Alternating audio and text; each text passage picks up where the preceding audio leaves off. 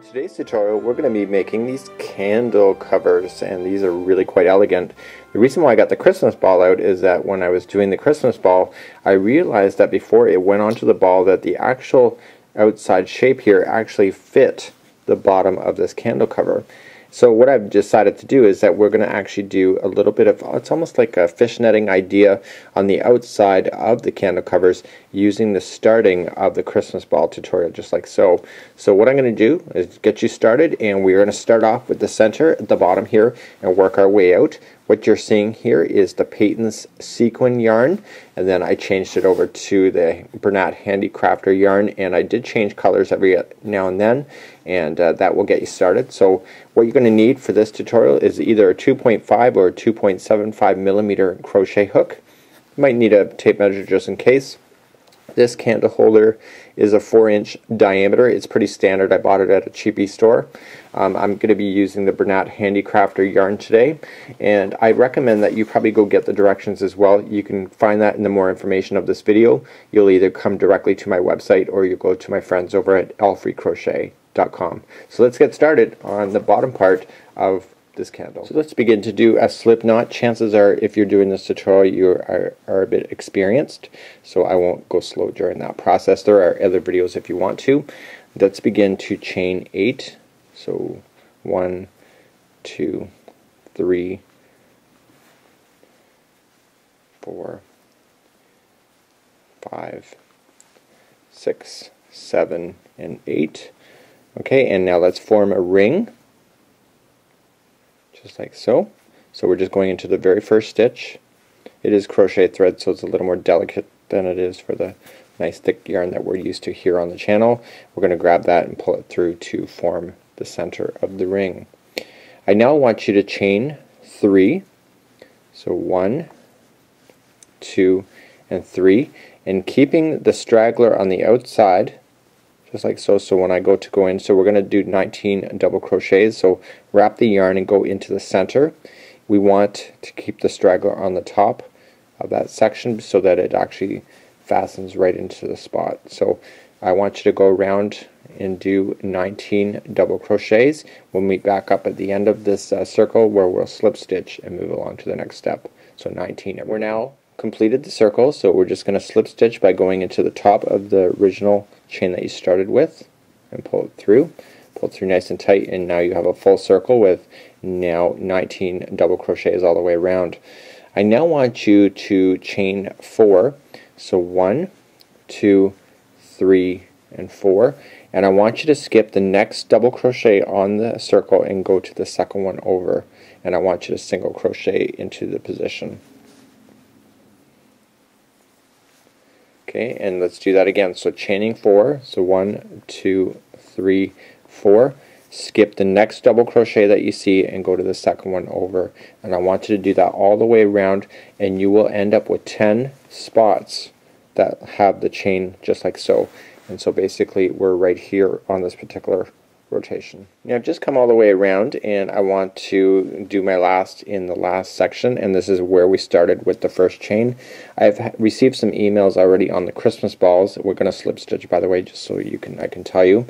Some people are saying they're only ending up with 9. If you're only getting 9, you really got to force a 10 in there, so just force it right in on the end, and then you can continue along. So now let's move on to step number 4. We are going to chain 5, 1, 2, 3, 4, 5, and I want you to single crochet right directly in the middle of the first loop that you see in the bottom. Okay, so just go right into underneath, coming up. Okay, just like so. So let's do another one. So chain 5, 1, 2, 3, 4, and 5. Go to the next loop that you can find, single crochet. And I want you to do that all the way around. We'll meet back up in just a few seconds. So now coming around to the end, and we should have 10, and I don't have it yet, so 1, 2, 3, 4, 5, 6, 7, 8, 9. So when you're going over to the last one, I want you to go into the base of where you started with the chain 5. Okay, so just slip stitch it into position, just like so and so. Okay, so now you have again 10 loops, and now what we're going to do is we're going to now single crochet into the starting of the next loop. Okay, so single crochet 3 times. So 1, 2, and 3. Okay, and then what we want to do then is chain 9. So 1, 2, 3, 4, 5, 6, 7, 8, and 9. Okay, and then we go into the next loop that you can find and we single crochet 3 times again.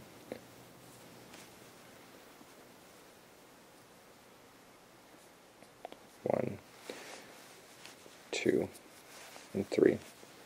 Okay, and then chain 9, single crochet 3 times, chain 9, and keep working your way around, and we'll meet back up at the end. And actually, just so that you're aware, this is exactly where we are. We're actually on the outside of the bottom already, and it's hard to tell that at this point because this thing has not yet been stretched.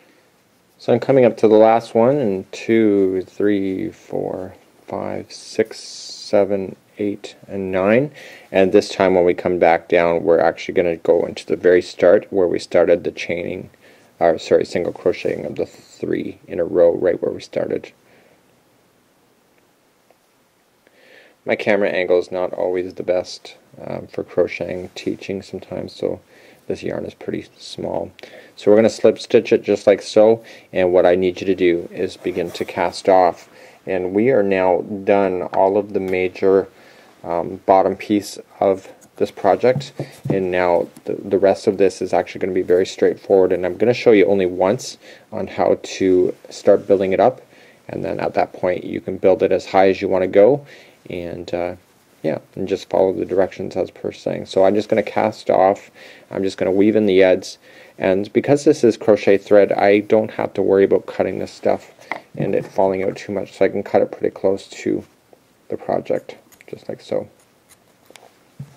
and I can fix that up later. So now you still should have 10 loops around the outside, and now you can either change colors or do what you need to do, but I'm going to still continue to use the same color, but you have to cast off at this point. Let's begin to cast on again. So if you decided to change colors you would do so. If you have not changed colors then it doesn't matter, you still have to do the casting on process as I've just shown. You're going to put this back on your hook, and the reason why we're doing it is that we need to start so that we're on the tip.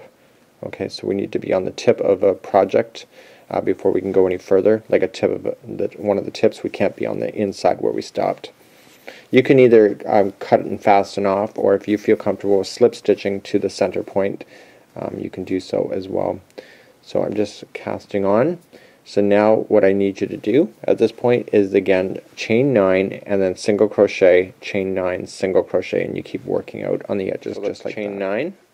So 1, 2, 3, 4, 5, 6, 7, 8, and 9, and then we just come to the next loop.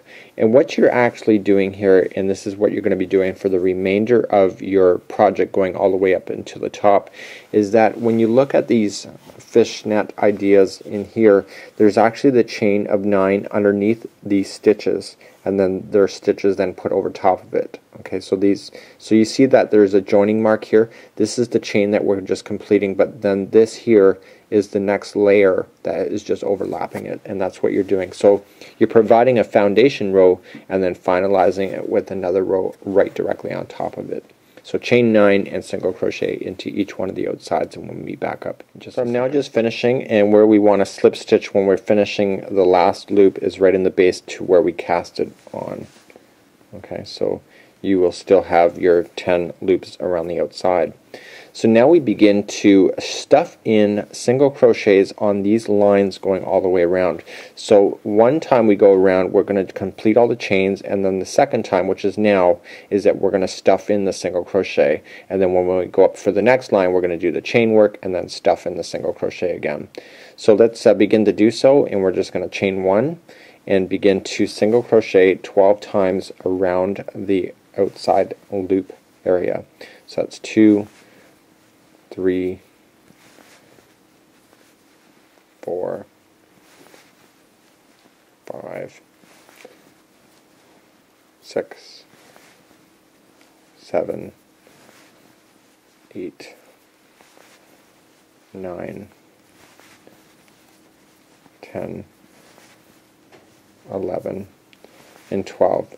So if you remember, we chained 9 when we went to do the chain work, but now we're actually single crocheting 12. That means that we're stuffing in more stitches than we need to, which creates a nice solid look, just like you see. So now that we're done the 12 there, we just automatically jump to the next one and do another single crochet of 12 into that loop, and you do that all the way around. I've now gone all the way around, and I want to slip stitch to the beginning where we cast it on in this one. And now what I want you to do is that every row now is going to be the same, working all the way up. Now how many that you go is subjective, up to you, but if you put too many in here, you won't get the nice stretching effect that really does echo on the candle really beautifully. So in this rotation here, I'm going to show you that you can slip stitch if you don't want to cast off at this point and start back at the top. Like I showed 2 steps ago, then you don't have to. All you have to do is just go into the top of the stitch and just pull through and through.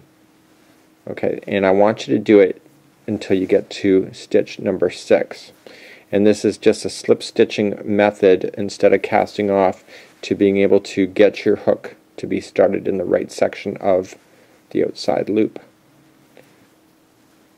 Okay, so that was 4.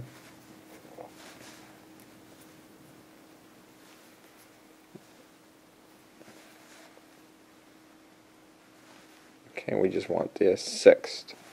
Okay, so now that we're at the 6th, we then start again. So we have to create, and you can tell them in 6, by the way, you can see that the hook is right in the center of that. So begin what we did 2 steps ago. We just chain 9 and then we single crochet, and this time I want you to find the 6th one over and attach it right to it. So let's do the first one just together. So 1, 2, 3, 4, 5, 6, 7, 8, 9. Okay, and then we go over. You can either eye it out or count. So 1, 2, 3, 4, 5, 6. Going to the 6th, I want you to single crochet that to the actual stitch, just like so. See?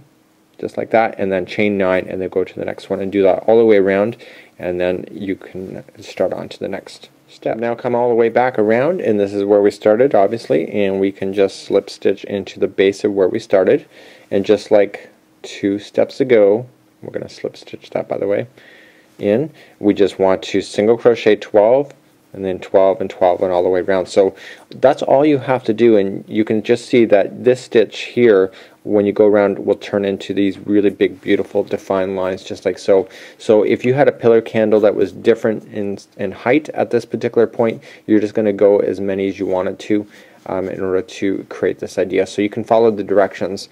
So in the next part of the tutorial, what I'm going to do is I'm going to speed this project up. I'm not actually going to do the rest of the level here, but I'm going to show you what we need to do on the top, because you will notice that the candle has like a lip, okay, that comes in, so that's where everything's going to grab onto. So on the last rotation we want to make it a little bit tighter, more snug, and then we want to do some of this frill work that you see on the outside, which is actually really simple too.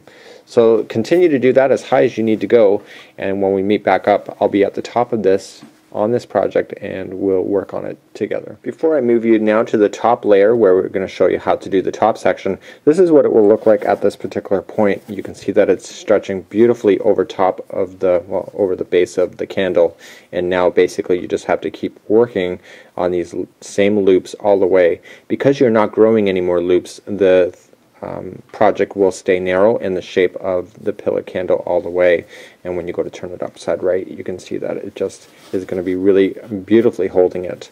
So let's move along in the project, where we're going to do the top lip, and that'll be our next section. Okay, so I've taken off the ribbon for this, so this is basically what it will look like. It's kind of like cupping. You could actually use this as like a plant thing as well. So I'm going to pull it down. You can see that this has a lip, and usually there's a lid that's usually provided with these that seals up the candle when you buy them in the store. So this lip is actually going to work to our advantage, because when I pull it up, you can determine before you actually decide how high you want to go on how many of these that you want to make. So if you wanted to not stretch it as much, maybe you would push it down a little bit more, but you do want it to be a tense. So, okay, so if you're too loose, it'll look pretty sloppy, just like so. So I'm going to use this lip to my advantage, and I want to make sure that my top layer that I'm going around is actually going to be tighter. So let's begin to do that process on my sample.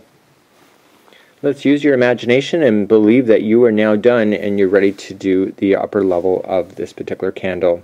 We want to make that tighter so that it fits into this particular gap a lot easier and it prevents it from wanting to slip down. The ribbon that you'll add around will actually go within this lip as well, which is creating a nice solid cover for this particular candle.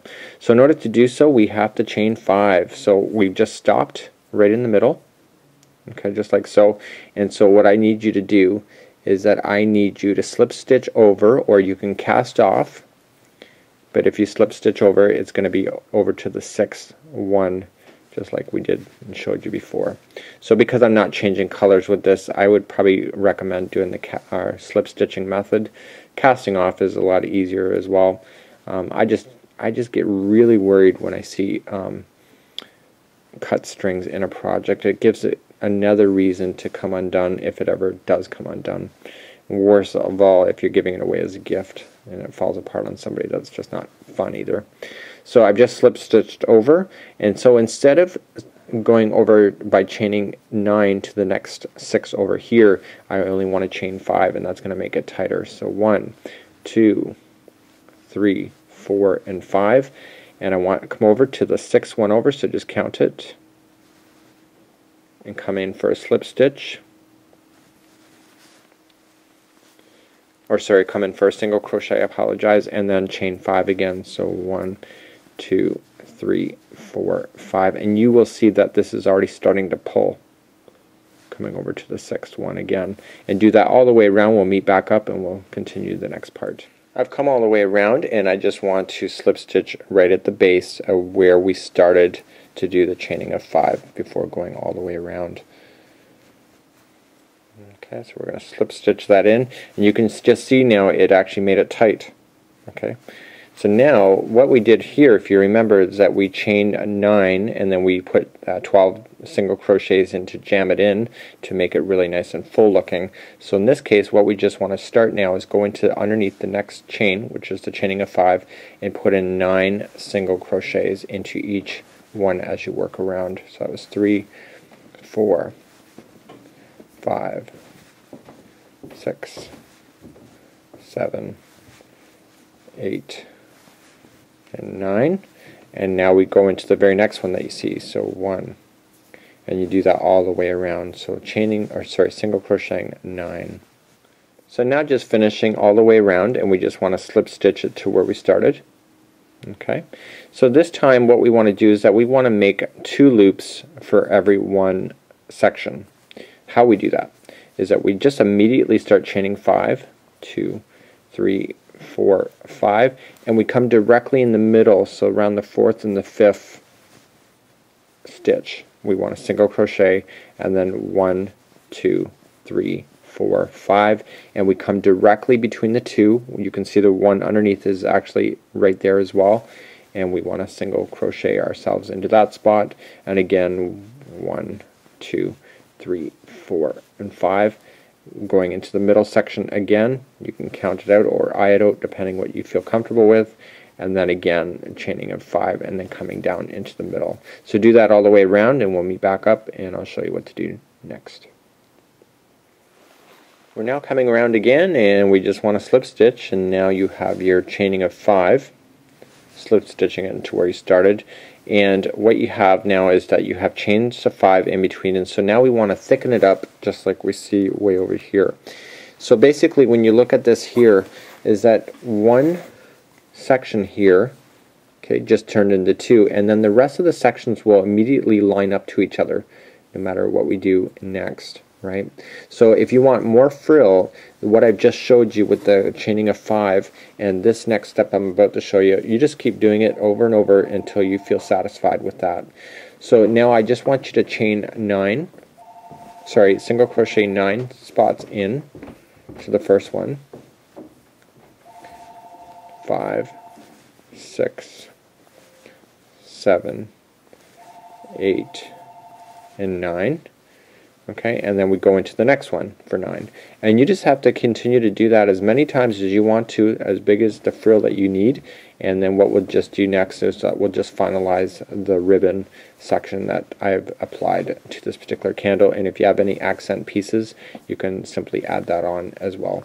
So let's do that next. To apply the ribbon, you just can get a piece of ribbon. Mine is about 2.5 feet long. You can do a smaller one if you would like it, if you don't have that much. Just pull it up, and basically you want to operate in the big stitches directly underneath all of this. Okay, so we're just going to push it in to the one. Okay, find the next one over here and pull it out.